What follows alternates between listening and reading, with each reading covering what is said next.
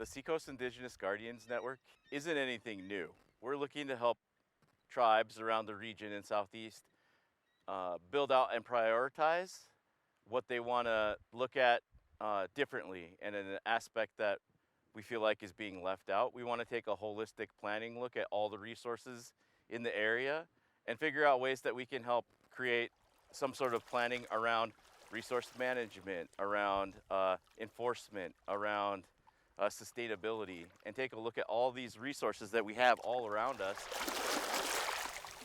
The objective of the Seacoast Indigenous Guardians Network is to provide tribes throughout the regions with the resources and tools that they need to steward the lands and waters.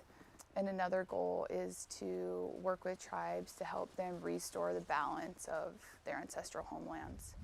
So my upbringing and background can contribute to this work because this is something that I live and breathe myself. I'm a steward of these lands. I want these lands and waters to be plentiful, not only for me and for the people who came before me, but for the next 7 generations after me. So for the next 150 years or more, I want the lands and waters to be abundant. I want resources to be there for people to be able to sustain themselves. So I've lived in Yakutat for about 11 years, but I was born and raised on Prince of Wales in Craig. I think part of being there, I've fished forever.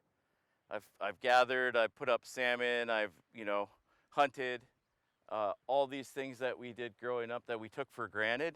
I've got two sons right now. I want them to be able to do the same things I did.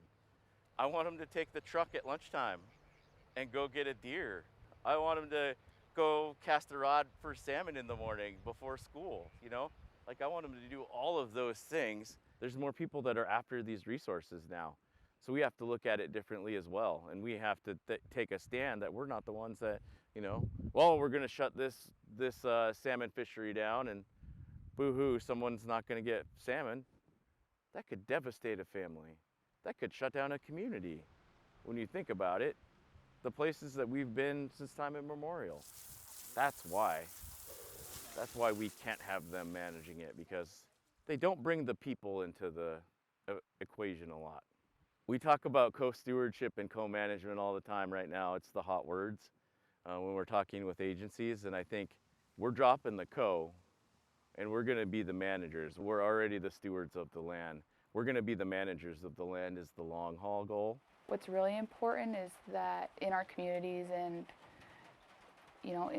within our tribes, we have an immense amount of knowledge, and it's called traditional ecological knowledge. And this knowledge has been passed down from generations to generations, and it's so powerful. And oftentimes I think that voice is missing when it comes to land management plans and water management plans and fisheries plans. And what I'd really like to see happen is us empowering tribes to use their voice. They have a voice and it deserves to be heard.